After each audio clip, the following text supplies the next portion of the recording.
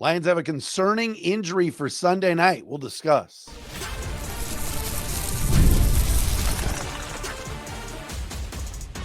You are Locked On Lions, your daily Detroit Lions podcast.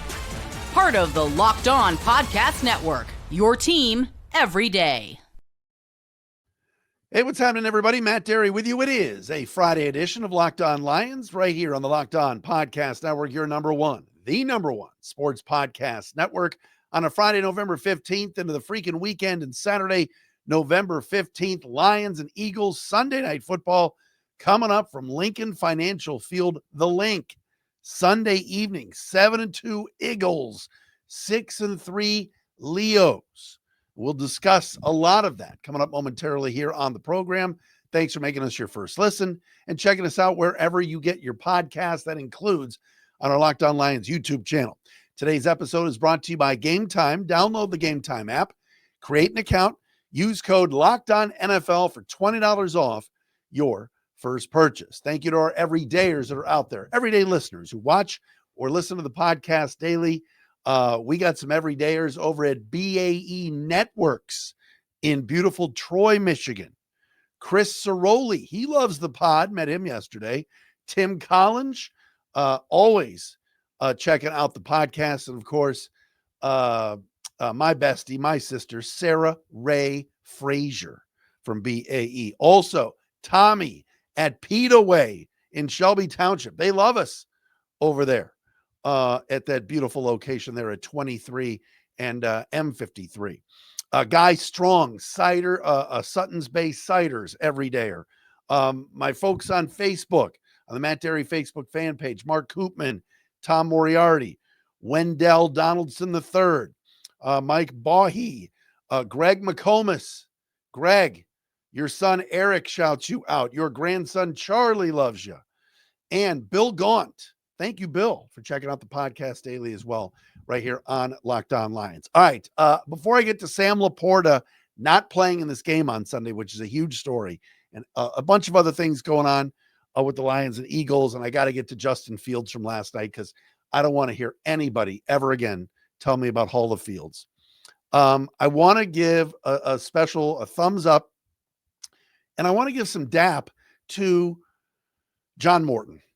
All right, and some of you are going to go, well, John Morton, he got demoted, he got sliced and diced. He's no longer the calling plays anymore. He's been shoved to the corner by Dan Campbell. Not so fast. I'm not telling you that John Morton, the Lions offensive coordinator, is ever going to call plays again. I don't know that. All right, but what I will say is Johnny Moe yesterday performed his duties with the media. Thursday coordinator day. He met with the media. He answered every question. He talked about being demoted, having his play call duties stripped by Dan Campbell. And you know what? He was classy about it. I don't know John Morton. I don't know if the guys like him, don't like him. I don't know if there's an issue with him and Jared Goff. I don't know if there's an issue with him and other players, and they went to Dan Campbell and said, stop him from calling plays. I don't know. And I know his history as an offensive coordinator in this league, both with the Jets a few years ago and now, not so good. But for a guy to get up on the microphone and go, yep, I'm owning this. I've got to be better. Dan came to me Monday. We agreed this is what we're going to do. I'm on board. I want to win a Super Bowl. It's all about the team. I've been fired before. I've been cut before. I just thought that deserves a thumbs up and some kudos. I think it's cool that he did that. And whether or not he ever calls another play again in the NFL or whether or not he's with the team, I think it sounds like he's going to stay with the team. I just thought it was a classy move by Morton to face the fire on Thursday and admit, I got more to learn. I'm trying to help Dan. My responsibilities during the week have not changed. All that's changed is that on game day, he's making the final calls. I'm still in his headset. I'm still making suggestions. I thought that was pretty classy. All right, news of the day, the big news of the day is that the Lions have some injury issues going into Philly. And we're going to talk about the Eagles injury stuff in a second. But the bad news is for the Lions, Sam LaPorta has not practiced all week. And here this afternoon, the Lions have announced that LaPorta has been ruled out due to this back injury and will not play Sunday night as the Leos head to Philly. Terrion Arnold has a concussion, also out. Kerby Joseph remains out with a knee. And Josh Pascal, who has been practicing for the last couple week or so, still bad back, still on the non-football injury list. He's also out for this game. It didn't look like Sunday in DC when the Lions waxed the Commanders. It didn't look like Sam LaPorta got hurt, but yet this back injury came up this week and he's not going to play. That means Brock Wright, Brocktober, Brock Party will start. Ross Dwelley, who's been the tight end number 3, moves up to TE2. And if the Lions want to add a third tight end from the practice squad, they just picked up Anthony Ferkser, he of the NFC Championship game making a catch 2 years ago, or Zach Horton, the undrafted rookie free agent from Indiana. And as Kurt Signetti would say, go IU. This is a big loss. And I know we all love Brock Wright. All right. And Brock Wright's awesome. And he's great in the community. And is it now wife, Carly Johnston from the Red Wings and their cute couple. Brock Wright, and he's a damn good blocker. But Brock Wright is not Sam LaPorta. Ross Dwelley is not Sam LaPorta. Zach Horton is not Sam LaPorta. And neither is Anthony Ferkser, who was on the street a week ago. This is a massive loss for this offense. The Philadelphia defense is loaded. Athletes at linebacker like Nakobe Dean and that group, and Zach Bond.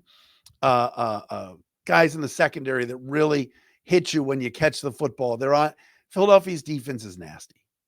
And the Lions are going to need to be at full strength. At least I thought they needed to be at full strength to get this dub in Philly. And especially with middle pressure coming from Philadelphia with their 3 defensive tackles, Jared Goff's security blanket in a game like this could be Sam LaPorta just lining up, quickly down the field, turn around, the ball is there. And I'm not saying Brock Wright's not going to make some plays. He can. But man, is LaPorta good in the middle of the field. And this, to me, hurts. This hurts. 87 is a big weapon. And a guy early in games the last few weeks, Jared Goff has found to help open up the rest of the offense. So not having Sam LaPorta in this game that's not a good thing. Not a good thing at all. Hopefully Brock Wright steps up, but a LaPorta injury, not good news for the Lions, who go into this game, of course, as a 2.5-point underdog against the Eagles. Like I said before, Terrion Arnold being out with a concussion means more time for Rock Yassin. While they are listed as questionable, DJ Reed and Marcus Davenport, Dan Campbell said this morning that it's highly doubtful that those guys will play. He doesn't anticipate them coming back. Good news, though, is that Amik Robertson was back at practice today, injured his hamstring, or has a bit of a sore hamstring, told the media today that he's fine. He will play. So you got guys banged up. Panay Sewell's ankle, questionable. He's playing. Taylor Decker with the shoulder, he's playing. Brock Wright even has a back injury.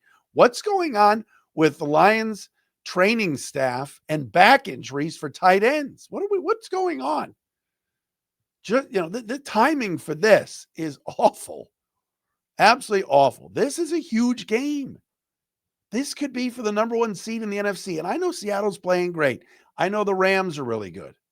I'm well aware that Green Bay could jump back into the fray here. And there's plenty at Tampa Bay. There's plenty of good teams in the NFC. But Lions Eagles is a heavyweight fight. And if the Lions want to be the 1 seed again, they've got to win Sunday. Because Philadelphia is scheduled down the stretch, especially playing some of these cupcakes in the NFC East. Not good, Bob. I still say the Lions can win this game. I do believe they can win. Losing LaPorta definitely hurts. All right, coming up next, an update on the Eagles injury situation, which, of course, they're getting healthy while the Lions aren't. We'll get into that. Got a tush push discussion we got to discuss.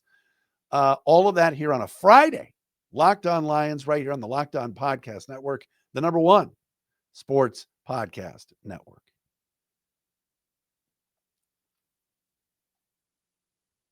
Locked On Lions today brought to you by Prize Picks. Yes, you and I make decisions every day, but on Prize Picks, being right can get you paid. Don't miss any of the excitement of this sports season. Whether you're following the NFL, NBA, or both, there's no better time to jump in on the action than at Prize Picks. If you haven't played yet, Prize Picks is the simplest way to play. Just pick more or less on at least two player stats. And if you get them right, you win. It takes less than 60 seconds to make your lineup, and you can play anywhere Prize Picks operates, including California, Texas, and Georgia. I love the new stacks feature. It's a game changer.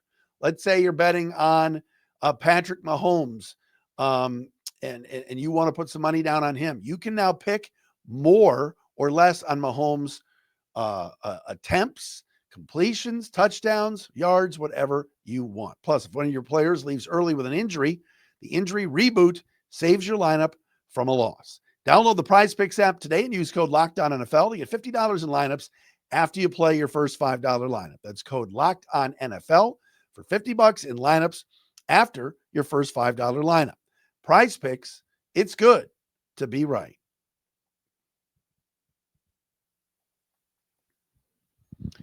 Welcome back. Matt Dery with you. Locked On Lions, Locked On Podcast Network, the number one sports podcast network. Lions and Eagles, Sunday Night Football in Philly, 8:20 start time, NBC.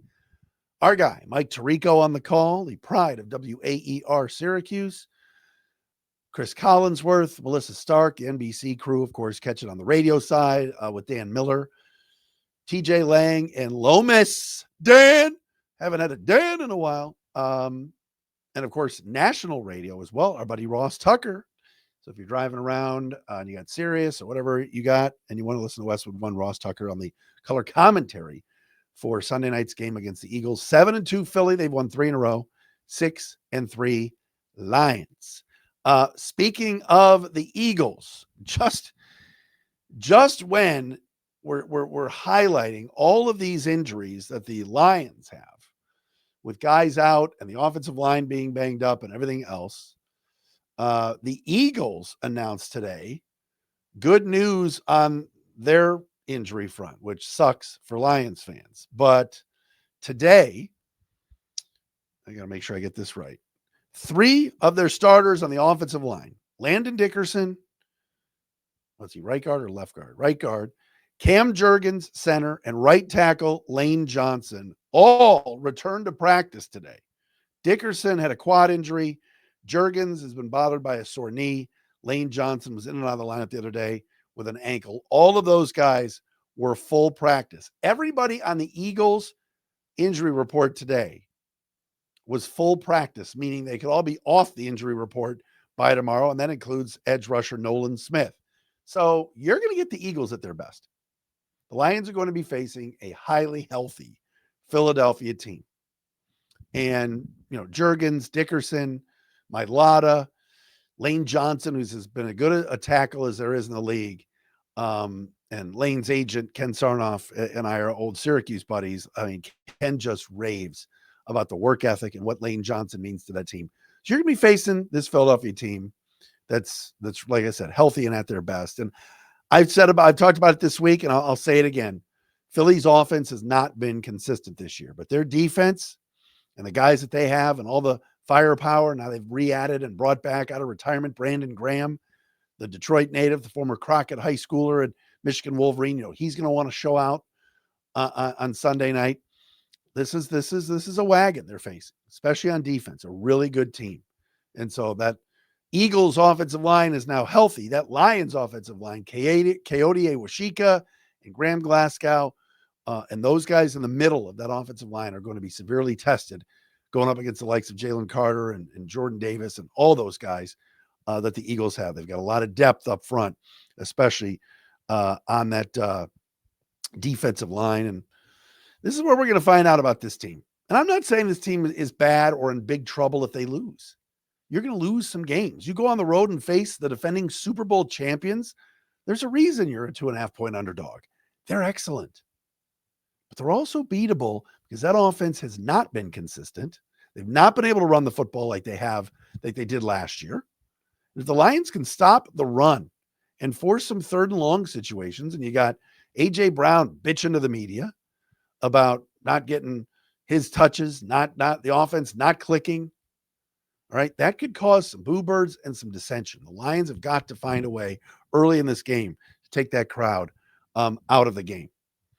Now, one thing we know that the Eagles do, and everybody talks about it, and Dan Campbell was asked about it again this week. And again, Campbell reiterated, and the Lions have said this, when the NFL this summer had an ownership vote about whether or not to ban the Tush Push with the competition committee, the Lions voted against it. They voted to keep the Tush Push as a legal play. And if you don't watch the Eagles and you don't know what I'm talking about, it's basically a quarterback sneak with Jalen Hurts where everybody lines up tight. Tight ends are tight, receivers are tight, and Hurts has either a tight end or another running back behind him.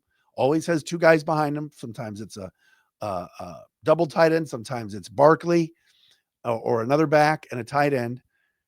And Hurts snaps the ball and he gets pushed in his buttocks by his teammates, by the receiver, or by the tight end and the running back who are behind him, kind of in that T formation, and they just push.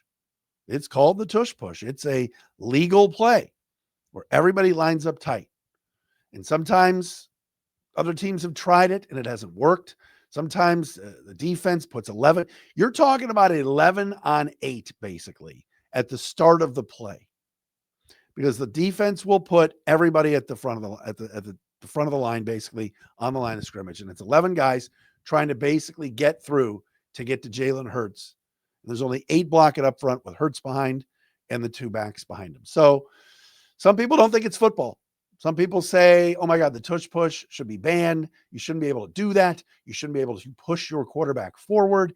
That's not fair, because on defense, especially when you're trying to block a kick or something, you're not allowed to push your teammate or elevate them.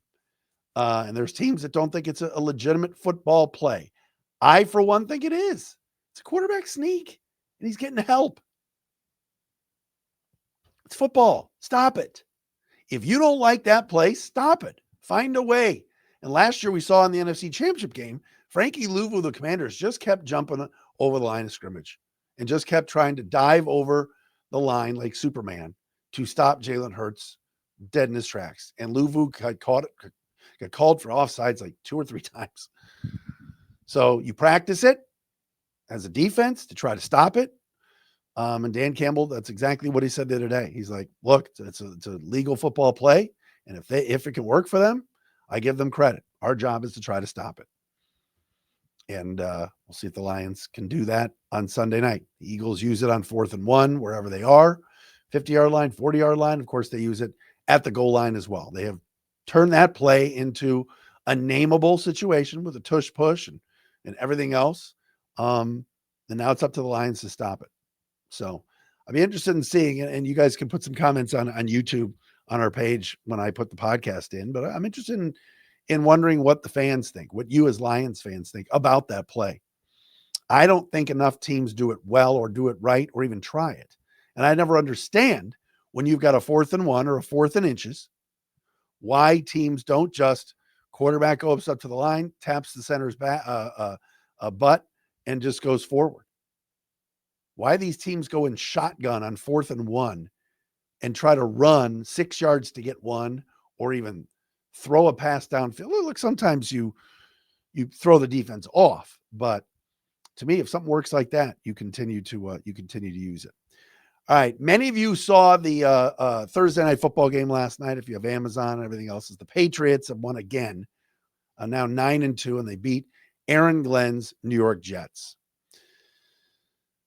I got to say something about what I saw at quarterback last night and why I think our former defensive coordinator, Aaron Glenn, should get a pass for this season. And I'll explain that coming up next. I also have a quick story about a trip to Philadelphia. We'll do that right here on Locked On Lions. All right, folks, Locked On Lions also today brought to you by, I told you this in the open, our friends at Game Time. NFL season is back. And honestly, there's nothing better than being in the stadium, surrounded by fans cheering on your team. But let's be honest, getting tickets can be a hassle between queues, login screens, and prices jumping at checkout. It's frustrating. That's why I use Game Time, the app that gives the advantage back to fans. Game Time is fast, easy, and backed by the Game Time guarantee. You'll always get 100% authentic tickets delivered on time and at the best price. Plus, all fees are included. So the price you see is the price you pay. All right. You pull up Game Time, just a couple of taps.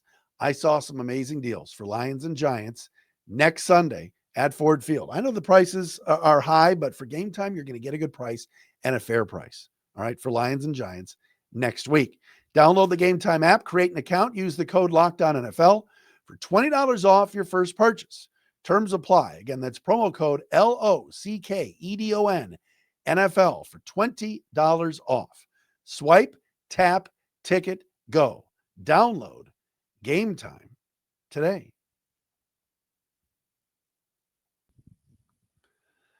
All right, before I get to Justin Fields, just a reminder, Lions and Eagles have not played a ton against each other. It's been a while, going back to the start of the 2022 season in week 1 when the Lions lost to the Eagles at Ford Field. But I have a memory. The Lions are going into Philadelphia to play at Lincoln Financial. And yes, they played in the snow there a few years ago and everything else. But does anybody else remember November 8th, 1998? The Lions, at that point, 2-6, facing the 1-7 Philadelphia Eagles, led by former Ohio State quarterback Bobby Hoying. All right, two bad teams. Lions coached by the general, Bobby Ross, and Detroit loses 10-9. All right, cold, wintry type day at the Vet. I was there covering the game for WDFN, and I remember this. Two things I remember. Number one, this was the game where Bobby Ross went ballistic after the game, spitting into the microphone. You think I coach that stuff? I don't coach that stuff. He went nuts. I was standing next to Drew Sharp. I remember it. He spit into my microphone. He was furious as the team could not score a touchdown under Charlie Batch, Barry Sanders and company. And Boss Ross was pissed. And I just recall that rant, and we used to play it on DFN, and it was classic. That's number one. Number two, they let us down onto the field at the end of the game. I remember walking out onto that turf and kind of being in the corner.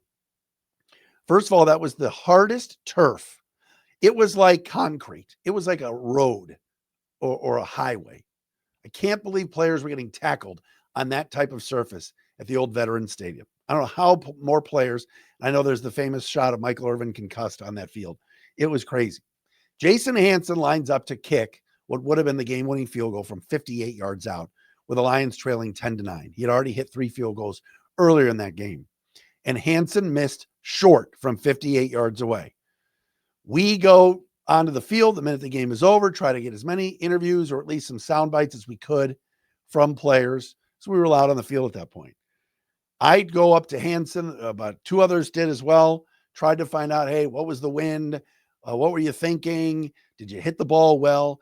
I just remember coming off the field with Hansen into the tunnel, and those fans were brutal, just killing the guy. He hit 3 before. All right, 58 yards into the wind. Give me a break. They were just torturing, throwing stuff at us. Like, I just never will remember that, forget that day. Never forget it. And it was a pretty wild day there, 1998. And wasn't that when Barry retired right after that? I mean, just crazy. All right. Anybody watch last night's game? You got to see Justin Fields not even throw for 150 yards. And the Jets lost to the Patriots, and the Jets are terrible. Folks, I brought this up on social media a couple of weeks ago, and I'm not picking on him, but do you remember a few years ago when the Lions lost to the Bears? And Fields did have a decent game. It was in Chicago. And Carlos Monarez or whatever from the Free Press wrote the column that the Lions need their Justin Fields and that they won't win with Jared Goff until they get their Justin Fields. If you watched Hall of Fields last night, mean, how many more teams, how many more opportunities is this guy going to get? How did Aaron Glenn at halftime not turn to Tyrod Taylor or somebody else to play quarterback? This dude is just not, not a starter in this league. He might not even be a backup. He might be a third stringer. He cannot throw a forward pass. And I get it.